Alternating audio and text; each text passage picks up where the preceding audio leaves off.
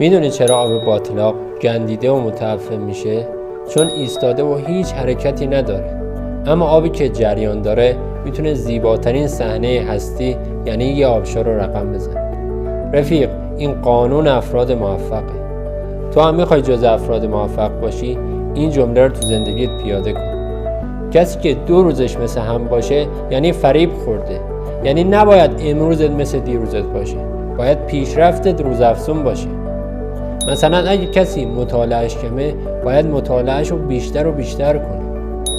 اگه کسی خدایی نکرده معتاد گناهی شده باید همت کنه از گناه پاک و پاکتر بشه.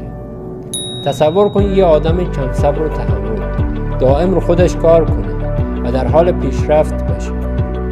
به نظرت نتیجه تلاشش بعد یه مدت چی میشه؟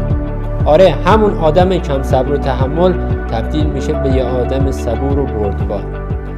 و این درسی بود از حدیث امام صادق.